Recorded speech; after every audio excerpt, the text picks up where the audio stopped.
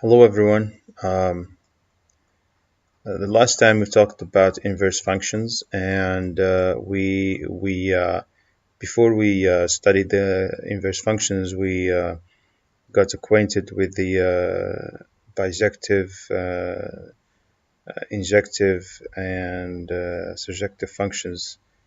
Um,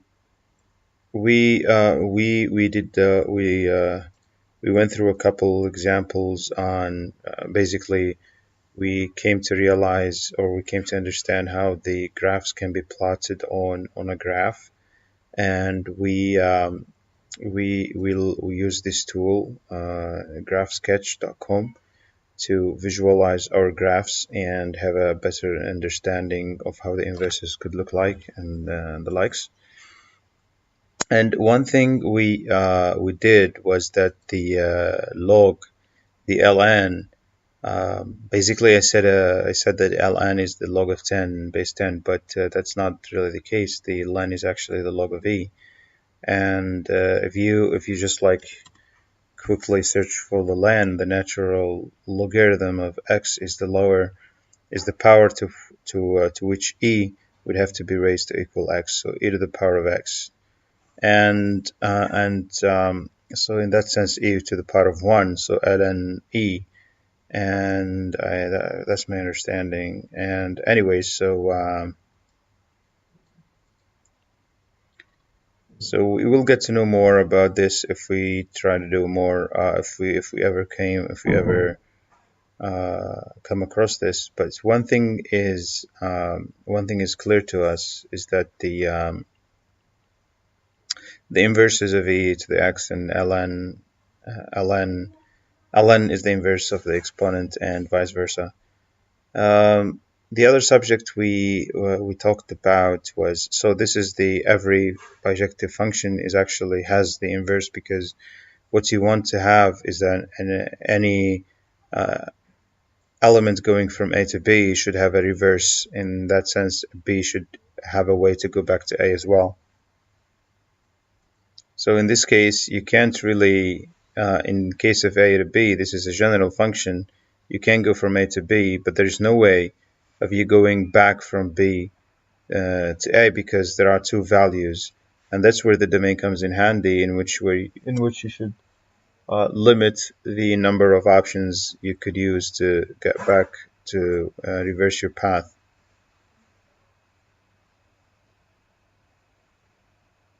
Yeah. So that's that. And the other thing we talked about functions, sets, domain, range, set, index, common number sets, and we did these examples in here. We did the exercises as well. We scored pretty nicely. And this is and then there is the increasing and decreasing functions. I stopped doing these because honestly, I'm not sure if this could be handy, and the exercises were more like they introduced some terminologies in which it wouldn't require us either to use this tool here, or we have to do it manually, to either to plot the graphs and decide if they are strictly increasing or decreasing, or decreasing and increasing.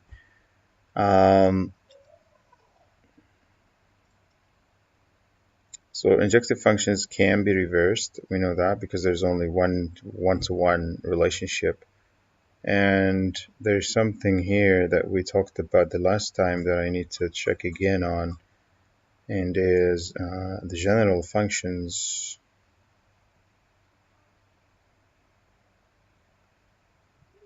Yeah, so injective functions are either increasing or decreasing, but not the general functions, because it's not really strictly increasing here. It's just simply, yeah.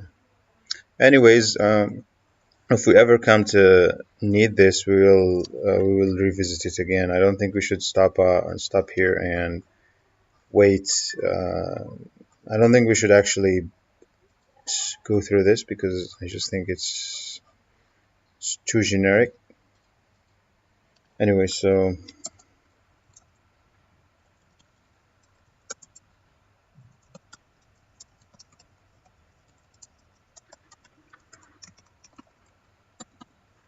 There we go. Now let's see what we should be studying next. So we know we have the inverse mapping, one-to-one, the mappings and the functions. Composite, we've already done this. We finished this. And the ordering. So let's see what this is about. Ordering an equivalence relationship. Given any two sets S and T, a subset R of S composition of T, not composition, but multiplication is said to be a relationship because S and T, if R is a subset of S multiplication by T,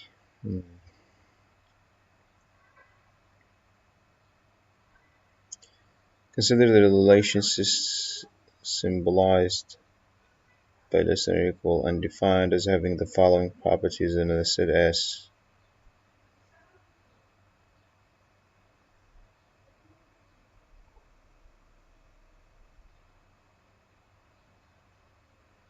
If x equals less than or equal y and y less than or equal x, implies x equals y transitivity, reflexivity. Okay, let's see if this subject is introduced in math. This is fun. So what did we reflexivity, reflexivity. There's nothing on reflexivity there. So let's ordering an equivalence relation. Given any two sets, so we have two sets S and T. A subset R of the multiplication of these is said to be a relation between S and T. A subset of the multiplication of these two. If R is a subset of S multiplied by T and X and Y, because this basically gives us kind of coordinates X and Y. And if R is a subset of T and X and Y belongs to R real numbers, then it's common to write X, R, Y, okay, to show that X and Y are related.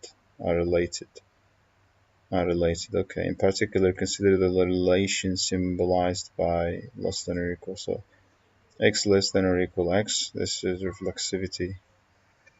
This is weird. X minus or equal Y and Y less or equal X. So there is an equation there. X implies X equals Y for all X, Y belong to S. Antisymmetry. Let's check out this, if this is, nope.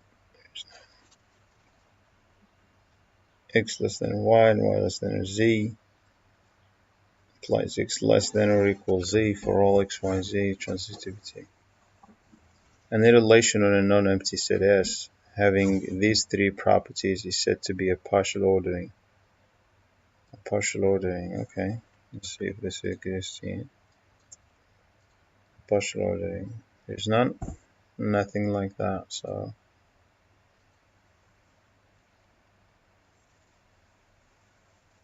let S be any set, and let P of S be the collection of all subsets of S. Power set. Smallest bound, lower bound. Let's try to, Zorn's lemma. See if this is introduced here in any way. Zorn's lemma. What if we just search for Zorn? Nothing. Oh, alright, so in that case, let's try to look for, no, so I'm just going through this just to see the topics that I need to cover next. Cardinality and the real system. Okay. It looks like we are about done. Induction. Complex numbers. Looks like it's important to know all of those. Okay, let's go back real quick and then learn about ordering, partial ordering.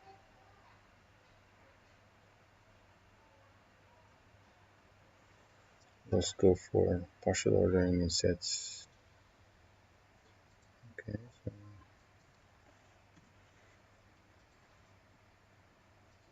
okay.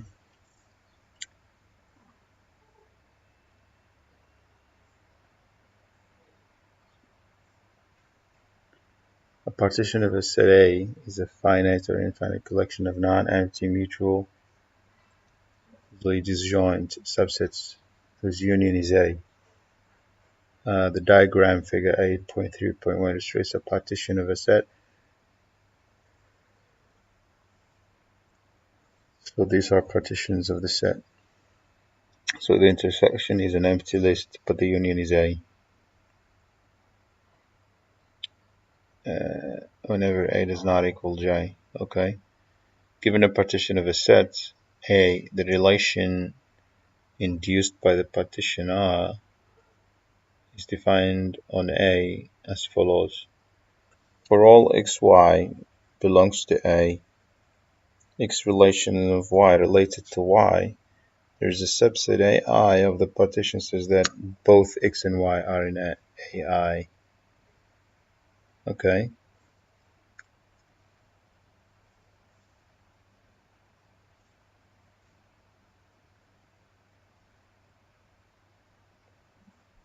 We need an example. Let A be 0, 1, 2, 3, 4 and consider the following partition of A. So we got these three partitions. Find the relation R induced by the partition. So let's go back really quick to the definition. Given a partition of a set A, the relation induced by the partition R is defined on A as follows. For all x and y belongs to A, there is a subset AI of the partition such that x and y are in AI. There is a subset AI of the partition such that x and y are in AI. This is 0, 3, and 4 is a subset of the partition in relation to 3 because both 0 and 3 are in 0, 3, 4. 3 because I didn't get it. Both 0 and 3 are in 3 related because. Okay,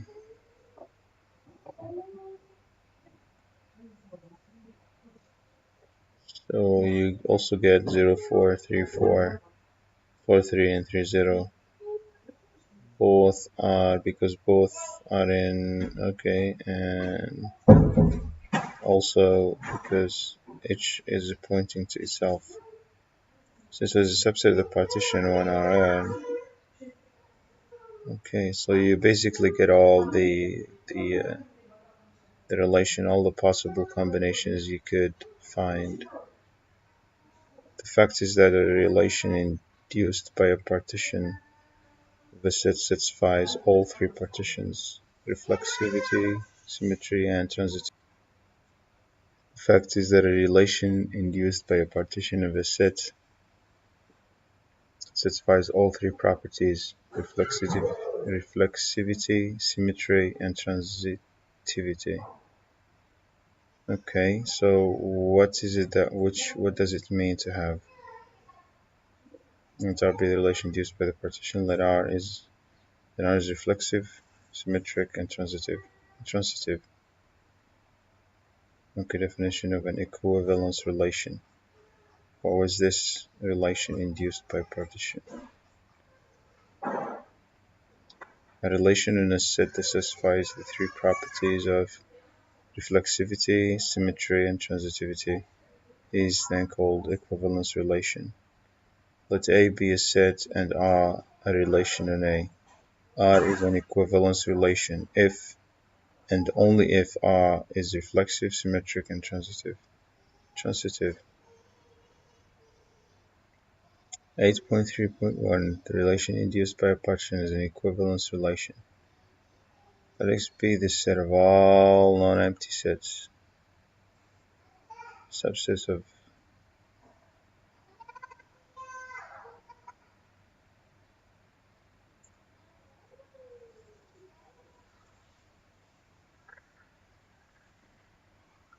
okay.